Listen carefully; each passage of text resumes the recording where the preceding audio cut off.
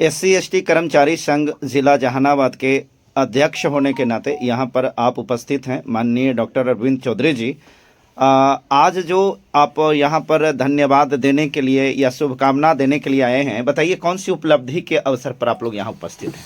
बहुत बड़ी उपलब्धि हमारे समाज के लिए है कि हमारे संघ के जिला के संयुक्त सचिव आदरणीय डॉक्टर सुनैना मैडम, जो जहानाबाद के निर्वाचन आइकॉन भी थी और हाई स्कूल में एक शिक्षिका के पद पर भी कार्यरत रहते हुए हमारे संघ में पदाधिकारी के पद का निर्वहन करते हुए इन्होंने राज्य सरकार के सबसे मानक संस्थान बिहार लोक सेवा आयोग द्वारा आयोजित राजपत्रित पदाधिकारी के लेवल का पद जिला कला एवं संस्कृति पदाधिकारी के पद पर चयनित हुई हैं। इन्हीं के उपलक्ष्य में हम लोग इन्हें आज बधाई देने के लिए पहुंचा हूं और एक समाज में संदेश इसके माध्यम से फ्लैश करना है कि काम करते हुए भी समाज संघ और नौकरी करते हुए इन्होंने जो मुकाम हासिल की है, बहुत बड़ी मुकाम हासिल की है। समाज के लिए एक बहुत बड़ी उपलब्धि है, समाज के लिए एक सीख मिलेगा इनसे। ये निर्वाचन आइकॉन तो थी ही, समाज के लिए एक ये बहुत बड़ी आइकॉन के रूप में हम लोग इन्हें देख रहे हैं और इन्हीं शुभकामनाओं के साथ इनको पुनः अपने तरफ से, समाज के तरफ से, संघ के तरफ से बहुत बहुत बधाई एवं हार्दिक शुभकामनाएं देते हुए मैं इनसे आग्रह करता हूं कि जहां रहें, जिस पद पर रहें, अपने समाज और संघ के सेवा करते रहें। इसी के साथ पुनः एक बार धन्यवाद देता हूं। अभी अरविंद बाबू धन्यवाद मत दीजिए, क्योंकि आप जैसे जैसे लोगों का संदेश समाज के लिए, समाज में परिवर्तन के लिए जरूरी है, जिस प्रकार से आज इनको धन्यवाद देने के लिए आए हैं, शुभकामना देने के लिए आए हैं, तो समाज के लिए आप संदेश क्या देना चाहते हैं? समाज के लिए संदेश देना चाहते हैं कि कम संसाधन में भी इन्होंने एक प्रतिष्ठित पद को हासिल किया है। मैं समाज के हर बहन, बेटी, बच्चों को यह संदेश देना चाहता हूं कि इनसे सीखें और आप भी इस तरह के पद को हासिल करें, ताकि हमारे समाज जो आज आज़ादी के 78 वर्ष भी पिछड़े हुए हैं, वो आगे बढ़े और हमारे समाज का नाम रोशन हो। और अभी जो जिनको ये लोग आए हैं बधाई देने के लिए, शुभकामना देने के लिए, आप सीधा सीधी फ्रंट पर इनको देख सकते हैं और चलते हैं, उनसे हम कुछ वार्ता करते हैं और जानकारी प्राप्त करते हैं कि इस प्रकार की सफलता के पीछे इनका कौन सा रणनीति रहा है और कैसे ये सफलता हासिल किए हैं। मैडम, सबसे पहले तो हमारी चैनल में आपको बहुत बहुत स्वागत है और मेरे तरफ से भी, मेरे चैनल की तरफ से भी, हमारे सारे व्यूअर्स की तरफ से भी आपको ढेर सारी शुभकामना। सबसे पहले आप अपना परिचय बताइए। मेरा नाम डॉक्टर सुनैना कुमारी है। मैं पेशे से शिक्षिका हूँ। मेरे 2 बच्चे हैं, एक 15 साल का, एक 7 साल की है बच्ची। और जहानाबाद ज़िले से ही मैं प्रारंभिक शिक्षा भी शुरू की और इकोनॉमिक्स से MA तक करके BEd की, PhD संगीत से की। बस मेरा इतना ही अभी। मुझे लगता है कि आपने अपना असली परिचय को छोड़ दिया। सबसे बड़ा परिचय शायद आपका यह है कि आप सामाजिक कार्य से जुड़े रहे हैं, कला संस्कृति से भी जुड़ाव आपका रहा है। आप जहानाबाद के एक आइकॉन के रूप में रहे हैं। मुझे जहां तक जानकारी है कि शायद चुनाव का जो ये है उसका भी आइकॉन रहे हैं। जी। और समाज में आपकी इतनी बड़ी पकड़ है कि बच्चा से लेकर के वृद्ध तक हर कोई आपको जानता है। ये सबसे बड़ी पहचान आपकी है, ये मेरी दृष्टिकोण में। क्या आप किसको सच मानते हैं? सच तो है। जब आज मेरी रिजल्ट हुई तो वैसे पदाधिकारी बहुत लोग बने हैं, BPSC बहुत लोग क्वालिफाई किए हैं, UPSC क्वालिफाई किए हैं, लेकिन जहाँ तक मेरी रिजल्ट की बात हुई तो मुझे ऐसा फील हुआ कि पॉपुलैरिटी के मामले में मुझे लगा कि कौन सा ऐसे हासिल किया जिस इतना मतलब छाया हुआ हर जगह, हर फेसबुक पर।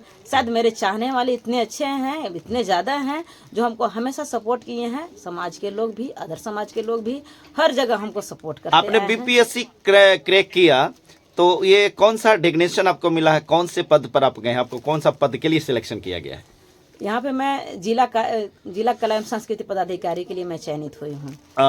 कला और संस्कृति में जिला का कला संस्कृति जो पदाधिकारी होते हैं, प्रत्येक जिला जो 38 जिला है हमारे जो बिहार में, वो प्रत्येक जिला में एक एक पदाधिकारी का इसमें चयन किया गया है, उसी में चयनित हुई हूँ। इस सफलता को पाकर आप कितने खुश हैं? मैं तो बहुत खुश हूँ और भी कुछ सफलता प्राप्त करने की कोशिश करूँगी। अर्थात सफलता की भूख आपकी नहीं मिटी है? कभी नहीं मिटेगी, मरते दम तक नहीं मिटेगी। आखिरी सफलता आपका क्या है सर? सफलता अगर उद्देश्य बोल देंगे, आखिरी उद्देश्य का उद्देश्य बोल देंगे तो लगता है कि थोड़ा सा मुझे ना अपने मन में उसको रखना पड़ता है और उसके लेवल में हमको काम करना पड़ता है, ताकि मेरी एनर्जी जो है उस तरफ केंद्रित हो। अदरवाइज कहीं मेरा बिखर न जाए, इसलिए मैं जल्दी नहीं बताना चाहती हूँ।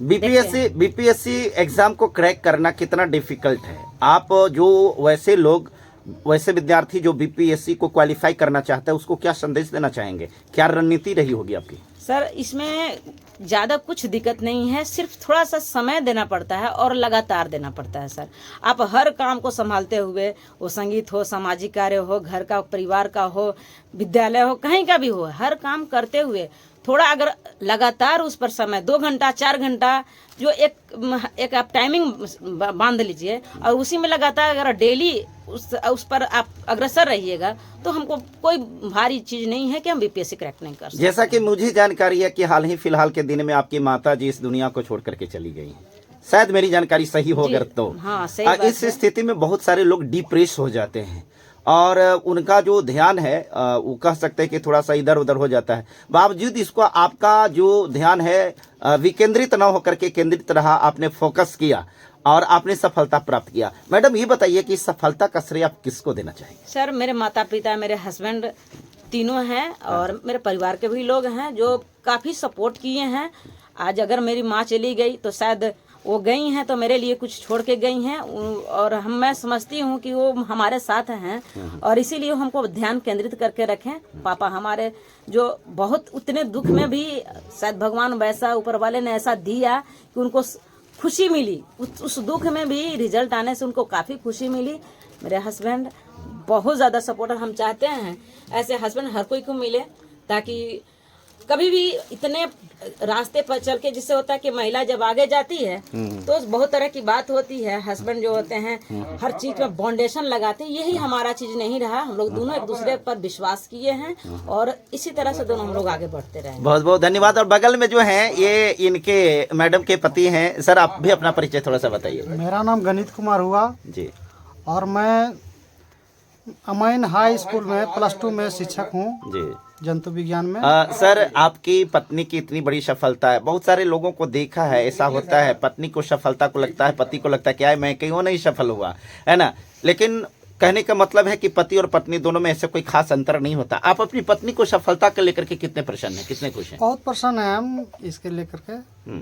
सफलता हुई है, मिली है तो बहुत प्रसन्न है, और खास करके सफलता में जितना चाहा मैंने योगदान दिया इनको।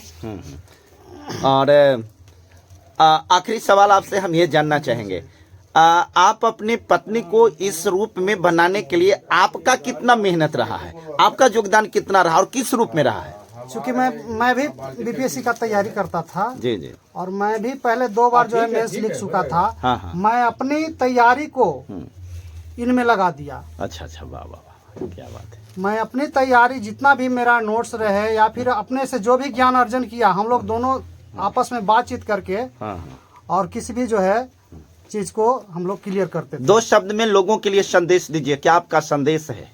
मैं तो यही कहूँगा कि अगर आपके घर में माँ बहन बेटियाँ हैं या पत्नी हैं, तो उनको जो है आज़ादी दीजिए, उनको आज़ाद रखिए, कोई बाउंडेशन नहीं रखिए, जो करना चाहते हैं करने दीजिए, बस आप सपोर्ट कीजिए। बहुत बहुत धन्यवाद, शुक्रिया, थैंक यू। और अंत में आप सभी से मेरा निवेदन है कि सच्ची पत्रकारिता के समर्थन में आप अपना सहयोग राशि अवश्य प्रदान करें। आपके एक थोड़ी सी सहयोग से हमारा मनोबल बढ़ता है। अगर आप हमें सहयोग करना चाहते हैं तो यह हमारा स्कैनर है, इसे स्कैन करें जो चितरंजन कुमार के नाम से है और इसे डायरेक्ट हमारे खाते पर भी ट्रांसफर कर सकते हैं। हमारा खाता का डिटेल्स है नाम चितरंजन कुमार, अकाउंट नंबर 50 21 50 45 52 7। जी हाँ, 502150452527। बैंक का नाम है इंडियन बैंक, IFSC कोड है IDIB 000J055। Main branch Jahanabad में पड़ता है। दोस्तों बहुत बहुत धन्यवाद, आपने हमें सहयोग किया इसके लिए।